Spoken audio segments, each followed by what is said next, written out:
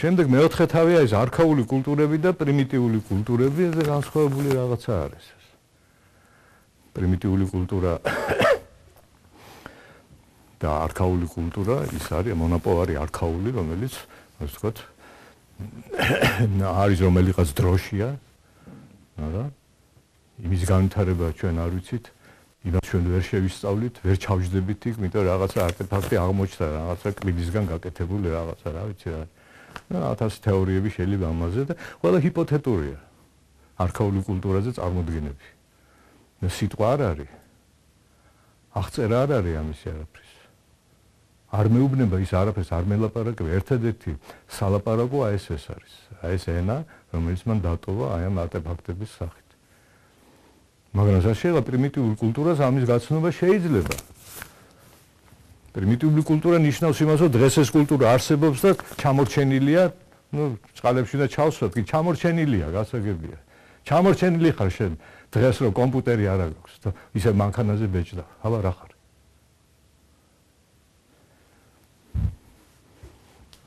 მაგრამ შეიძლება ზოგმა ეგზოტური თვალსაზრისით მანქანაზე დაიწყოს ბეჭდა და ეს სხვა საკითხია. მაგრამ ჭირდება იმას ეს მანქანა ჭირდება? ასაბეჭდი მანქანა ჭირდება, არაფერი არ ჭირდება. მისი აი ლევი-სტროსის სიტყვას ვიმეორე, მისი ცივილიზაცია სხვა მიმართულებით მიდის. სხვა მიმართულებით ვითარდება და აქამდე გაჩერდა აქ ახლა. ეხლა უკვე ძალიან ძნელია რომ ვინმე რაღაცა განავითაროს. იმიტომ რომ ეს ცივილიზაცია ევროპა-ამერიკული იმდენად გავრცელდა რომ ყველაფერი ასე ვთქვათ მოიყვანა დამბლა დასაბლა ყველა კულტურას. ჩიხში მოექცა ყველა სხვა კულტურა. ეს არის პრიმიტიული კულტურები. მაგრამ ეს პრიმიტიული, რა თქმა უნდა, ბჭყალებში უნდა ჩავსვათ და როგორც ეღან ვამბობდი, ამათაც თავიანთი დიდი სიმაღლეები აქვს და ასე ეგვიპტური ცივილიზაცია რომ აქ გაჩერდა აქ. მერე კი რაღაცა კოპტები წამოვიდა, დაკნინდა, გადავიდა ელინისში და რაღაც. ხო და ამათ კიდე შეინარჩუნეს თავისი. შემდეგ არის პროგრესის იდეა, ეს არის მეხუთე თავი პროგრესის იდეა, რას ნიშნავს პროგრესის იდეა? აი, რასაც ლაპარაკობდი, სწორედ ეს არის. პროგრესი შეიძლება იყოს პირობითი. არავითარი პროგრესი ეს არ იყოს. პროგრესი შეიძლება ეს არის ტექნიკური პროგრესი არა, დაუშვათ ახლა ასე რომ დავსვათ საკითხი.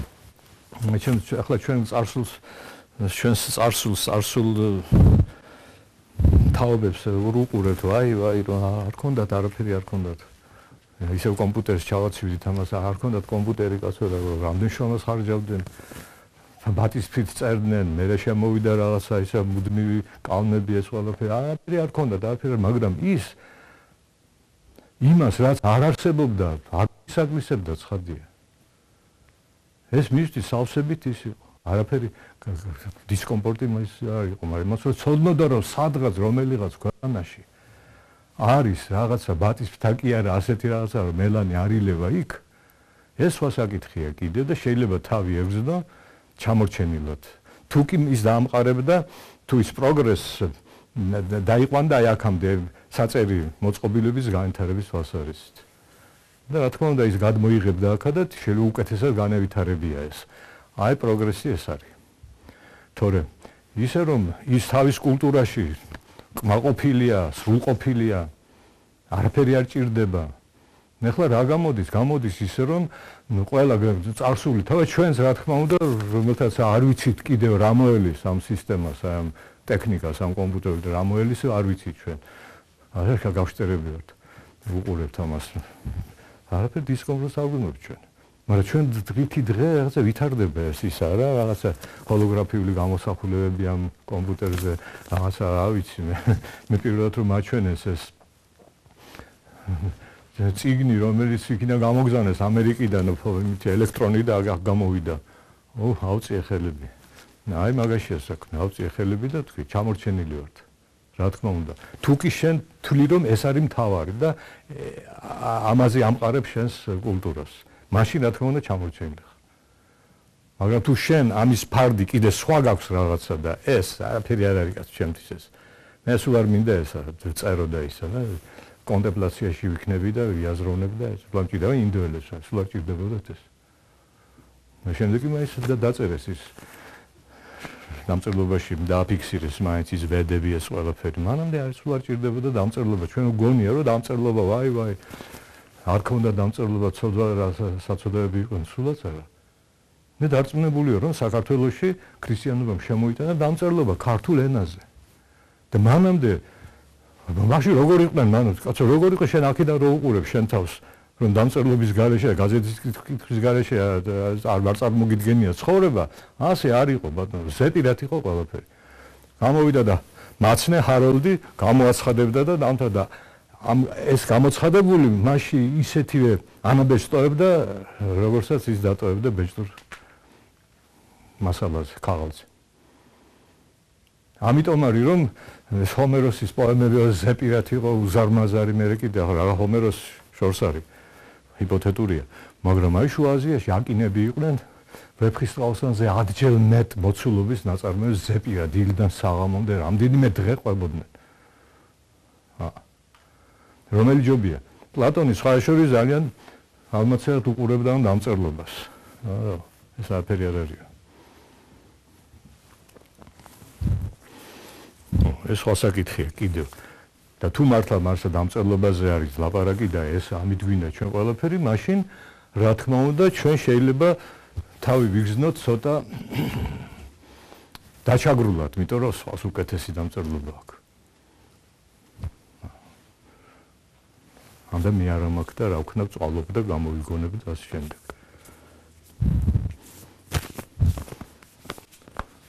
მაშინ წავიკითხე რომ აი როგორ ჩაგრავდნენ ქართველები ოსები ამბობენ რომ ქართული ამბანი შეგვიქმნესო. ძალითო. მაგრამ ახლა რუსული რო შეიქმნა ну машина დამჯარი იყო ოსი და ეგ როგორც ის რა ქვია იმის ის მესრობ მასტოცი და მართლა შეიძლებოდა შეექმნათ ეს რატომაც არა. ასე რომელი კულტურის ორბიტაში ხარ რა. შემდეგ არის სტაციონარული ისტორია და კუმულატური ისტორია კულტურის ისტორიაში. სტაციონარული რა არის? რაც გადმოეცემა თაობიდან თაობაზე, მივიზდევ იმას, ერთ არხში მოდის და არაფერი სიახლე არ არის. მაგრამ კუმულაციური არის ის, რომ გროვდება რაღაც გამოცდილება. ეს გამოცდილება შეიძლება გადადის რაღაც სიახლეში, ეს ინერგება. სხვა შორის ამაზე არის ლაპარაკი. არ ვიცი ლევისტროსამდე თუ მერია, დიუის რომ იყო ჯონ დიუი, ცნობილი პედაგოგი და ფილოსოფოსი, პრაგმატისტი იმაში. ამერიკაში ის ამოდა გამოცდილება არის რაც არის. გამოცდილების დაგროვება. და მე ეს გამოცდილება ხდება სინთეზი მე ამ გამოცდილებების. ამაზე აგებული მთელი ცხოვრება. აი ეს კუმულაცია ეს არის, დაგროვება და მე უცებ ნახტომი, ხდება ნახტომი და ლევისტროსი ამბობს ძალიან ხშირად რომ ევოლუციური გზის გარდა კულტურის განვითარებისა არსებობს ნახტომისებური განვითარება. ნახტომი დაგროვების შედეგად. უცებ დაინახავს ხალხი რომ აი რაღაც სხვა რაღაცა ხდება და ეს ალბათ ადამიანი იბადება ისეთი რომელიც აი რენესანსი რა ნახტომი იყო. უსათოდ იყო ნახტომი, იმიტომ რომ არავითარი მოლოდინი იმისა რომ შუა საუკუნეებიდან მოხდა ძირი საუკუნეები იყო ისო. თქონდა ახლა რა შუა საუკუნეებში იქ იყო ხალხი ცხოვრობდა და მაყოფილი იყო ხალხი ამ სისტემით რომელიც შეცხოვრობდა ის მისი იყო. რომ რენესანსი წარმოიშობოდა ამის შემდეგ. მისი საწინააღმდეგო რა თქმა უნდა ძალიან ხშირად ხდება ასე, როგორც წეგან გითხარით რომ იზოლაციისგან კი არ ხდება ხანდახან მრავალფეროვნება არამედ ხდება ახლობის გადააი საუკუნეებიდან გამოვიდა ეს და დაუპირისპირდა. მერე კიდე რაღაც უნდა მომხდარიყო. ლაპარაკობენ ახლა თუ როცა კითხეს ლევისტროს, ჰეგელი, სხვა შორის YouTube-ში შეიძლება მოისმინოთ, იქ ლაპარაკობს. ჰეგელი ხო არა გაეცინაო ჰეგელს. მაგრამ დაჟინებით წერენ მისი მკვლევარები რომ ჰეგელის თეზა, ჰეგელის ეს ტრიადა თეზისი, რაღაც მოცემულობა, ანტითეზისი, ის საწინააღმდეგო მოდის და სინთეზისი.